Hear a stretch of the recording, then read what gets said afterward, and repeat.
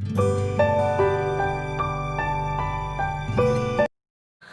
Student, आज की इस कक्षा में आपका स्वागत है। आज मैं इस वीडियो में आपके लिए लाई हूँ व्याकरण मंजरी क्लास 7 का लेसन नंबर 12, जिसका नाम है बच्चों अविकारी शब्द। अविकारी शब्द पढ़ने से पहले थोड़ा अविकारी शब्द के विषय में जान ले, फिर इस पाठ को हम पढ़ते हैं और समझते हैं। अविकारी अ मीन्स होता है बच्चों नहीं, विकार मीन्स होता है परिवर्तन, यानी जिसमें कोई परिवर्तन न हो उसे अविकारी शब्द हम कहते हैं। अविकारी शब्द को हम बच्चों अव्यय भी कहते हैं। अ मीन्स नहीं और व्यय मीन्स होता है खर्च होना, यानी जिसमें कोई खर्च न हो उसे हम अव्यय कहते हैं, यानी जिसमें कोई परिवर्तन न हो, जो कोई कुछ भी व्यय न हो उसे हम अव्यय कहते हैं। तो आइए इस पाठ को हम पढ़ते हैं, समझते हैं। अविकारी शब्द। नितिन, मोहन और समर्थ पिकनिक मनाने आए हैं। नितिन, मोहन और बच्चों पिक्चर में देखिए, और नितिन, मोहन और समर्थ तीनों पिकनिक मनाने आए हैं। सार्थक भी उनके साथ आना चाहता था, परंतु वह उनके साथ नहीं आ सका। सार्थक के बिना दोस्तों का मन ही नहीं लग रहा था, यानी बच्चों नितिन, मोहन और समर्थ और सार्थक तीनों मित्र हैं, जबकि 3 आए हैं और सार्थक नहीं आया है और उनके बिना उनका मन नहीं लग रहा है। बच्चों यहाँ आए मोटे छपे शब्दों को ध्यान से देखिए। और भी, साथ, परंतु, के बिना, ही आदि ऐसे शब्द हैं जिनमें लिंग यानी बच्चों स्त्रीलिंग हो या पुरुष लिंग, एक वचन हो या बहुवचन, अथवा रूप यानी काल भी, चाहे प्रेजेंट टाइम में, चाहे वर्तमान काल हो, चाहे भूतकाल हो, चाहे भविष्यत काल हो, कुछ किसी में भी परिवर्तन नहीं होता है। ऐसे शब्द को हम अविकारी, अव्यय अथवा अविकारी शब्द कहते हैं।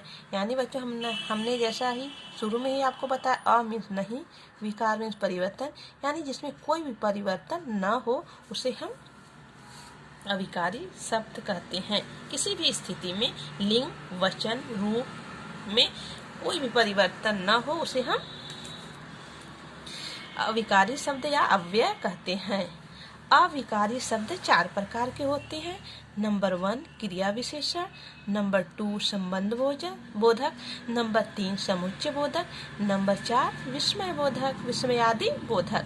तो आइए हम फर्स्ट क्या पढ़ेंगे, क्रिया विशेषण। क्रिया विशेषण, क्रिया में होता है बच्चों कोई भी काम करने को हम क्रिया कहते हैं, जैसा कि इसके पहले वाले ही पाठ में आप पढ़ चुके हैं। किसी भी जहाँ भी कोई काम करने का, वो कार्य करने का बोध हो उसे हम क्रिया कहते हैं, और जो क्रिया की विशेषता बताए उसे हम क्रिया विशेषण कहते हैं। दादाजी प्रतिदिन भ्रमण करने जाते हैं। कछुआ खरगोश के पीछे पीछे आ रहा था। किशोर कुमार मधुर गाना गाते थे। तो यहाँ बच्चों प्रतिदिन जो है किसकी विशेषता बता रहा है, भ्रमण करने जाते हैं यानी क्रिया की विशेषता बता रहा है। कछुआ खरगोश के पीछे पीछे आ रहा है, पीछे पीछे भी क्रिया की विशेषता बता रहा है। किशोर कुमार मधुर गाते हैं, तो यहाँ मधुर भी गाना की विशेषता, क्रिया की विशेषता बता रहा है बच्चों। तो यहाँ प्रतिदिन, पीछे पीछे, मधुर, ये क्या है, क्रिया विशेषण है। जो यहाँ प्रतिदिन, पीछे पीछे, मधुर शब्द क्रिया की विशेषता बता रहे हैं, तो अतः है बच्चों यहाँ क्या है, क्रिया विशेषण है। इसकी परिभाषा ये बच्चों देखते हैं। क्रिया की विशेषता बताने वाले अव्यय शब्दों को हम क्रिया विशेषण कहते हैं। देखिए वही बात परिभाषा में भी लिखा गया है, जो क्रिया की विशेषता बताते हैं उसे हमें अव्यय वाले शब्दों को हम क्या कहते हैं, जो व्यय न हो, जो परिवर्तन न हो, उन शब्दों को हम क्या कहते हैं, क्रिया विशेषण कहते हैं। यानी बच्चों प्रतिदिन, इसमें कोई परिवर्तन नहीं हो सकता, पीछे पीछे इसमें भी नहीं, मधुर इसमें भी कोई नहीं, तो ये ऐसे अव्यय हैं जिसमें कोई परिवर्तन नहीं होता। तो हम जो इसकी विशेषता बताते हैं इसे हम इनकी क्रिया विशेषण कहते हैं। क्रिया विशेषण के भी 4 प्रकार होते हैं बच्चों। कालवाचक क्रिया विशेषण, स्थानवाचक क्रिया विशेषण, नंबर 3 परिमाणवाचक क्रिया विशेषण, नंबर 4 रीतिवाचक क्रिया विशेषण। तो फर्स्ट हम पढ़ेंगे बच्चों इससे कालवाचक क्रिया विशेषण। इसमें बच्चों कालवाचक, हमें हमेशा सच बोलना चाहिए, दिन भर मत खेला करो। काल में होता है बच्चों समय, जैसा आप लोग जानते हैं। तो जहाँ समय की विशेषता बताई जाए वहाँ समय, वहाँ कालवाचक क्रिया विशेषण होता है। हमें हमेशा सच बोलना चाहिए, तो हमें बच्चों हमेशा, दिन भर मत खेलना चाहिए, तो यहाँ हमेशा और दिन भर क्या है बच्चों, समय का बोध करा रहे हैं, तो यहाँ क्या होगा, कालवाचक क्रिया विशेषण।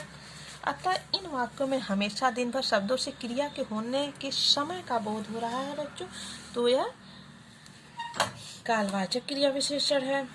जैसे हमेशा और दिन भर जो है बच्चों, यह शब्दों में क्रिया के होने का समय का बोध करा रहा है। जिन क्रिया विशेषण शब्दों से क्रिया के होने या करने के समय का बोध होता है उसे हम क्या कहते हैं, कालवाचक क्रिया विशेषण। एग्जाम्पल देखिए बच्चों, अभी, रोज, परसों, प्रातः, प्रतिदिन, सदैव, कभी कभी, हर समय, तुरंत, हर बार, बार बार, सदा, नित्य, निरंतर, कभी, तभी, आजकल, कल, आज, सायं, दोपहर आदि। ये सब किसके एग्जाम्पल है बच्चों, क्रिया कालवाचक क्रिया विशेषण के। अब नेक्स्ट देखते हैं स्थानवाचक क्रिया विशेषण। मेरे घर के पास मंदिर है, मेरे घर के पास मंदिर है।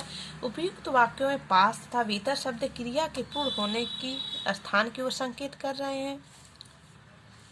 जैसा कि नाम है बच्चों स्थानवाचक, यानी जहाँ स्थान, किसी स्थान का बोध कराए वहाँ हम स्थानवाचक क्रिया विशेषण कहते हैं। तो मेरे घर के पास मंदिर है, तो इसमें पास क्या है बच्चों, किसी स्थान का नाम है। वर्षा हो रही, भीतर आ जाओ, भीतर भी स्थान ही है। तो उपयुक्त वाक्यों में पास तथा भीतर शब्द क्रिया के पूर्ण होने की स्थान की ओर संकेत कर रहे हैं। पूर्ण, उपयुक्त वाक्यों में पास तथा भीतर शब्द क्रिया के पूर्ण होने के पास की ओर संकेत कर रहे हैं। यानी मेरे घर के पास मंदिर है, तो कन्फर्म है मेरे घर के पास मंदिर है, लेकिन यहाँ किसके पास मंदिर है, मेरे घर के पास है। वर्षा हो रही, भीतर आ जाओ, तो ये भी स्थान का ही बोध करा रहे हैं। तो क्रिया के होने या करने का स्थान का बोध कराने वाले शब्दों को हम स्थानवाचक क्रिया विशेषण कहते हैं। फिर बच्चों इसका एग्जाम्पल देखिए, ऊपर, भीतर, इधर उधर, पास, निकट, दूर, यहाँ वहाँ, जहाँ, दाएं बाएं, सर्वत्र, अन्यत्र, सामने, इस तरफ, उस तरफ, पीछे, बाहर, अंदर आदि इसके एग्जाम्पल हैं। अब नेक्स्ट है बच्चों परिमाणवाचक क्रिया विशेषण। यह कुत्ता बहुत भौंकता है, बेटा थोड़ा दूध पी लो। परिमाण, यहाँ बहुत तथा थोड़ा शब्द क्रिया के परिमाण की ओर संकेत कर रहे हैं। परिमाण यानी मतलब यहाँ बहुत कुत्ता बहुत भौंकता, यहाँ यह थोड़ा दूध, यानी मात्रा।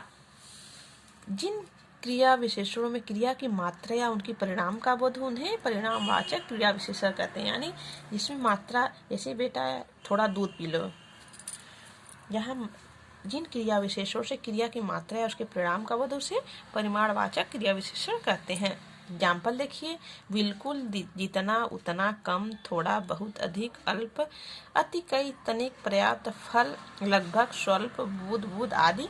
ये किसके एग्जाम्पल है बच्चों, परिमाणवाचक क्रिया विशेषण के। अब नेक्स्ट है बच्चों रीतिवाचक क्रिया विशेषण। रीति मीन्स होता है तरीका।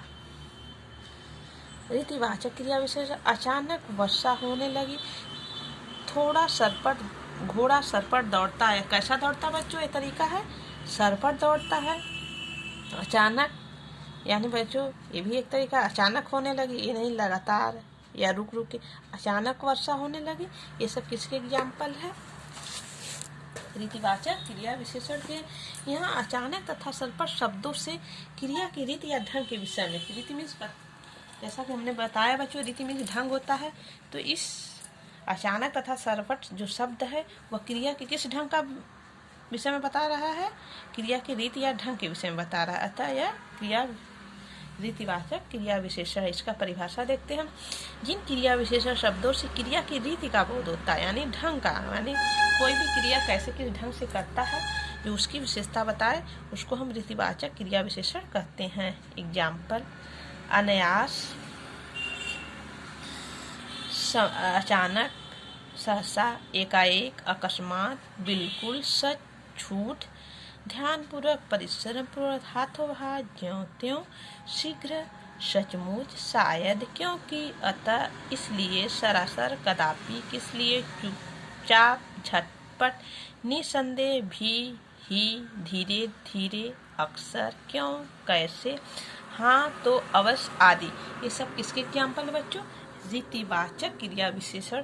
तो आज का यह वीडियो यहीं समाप्त होता है। नेक्स्ट पार्ट में हम इसके आगे वाला पार्ट पढ़ाएंगे। धन्यवाद।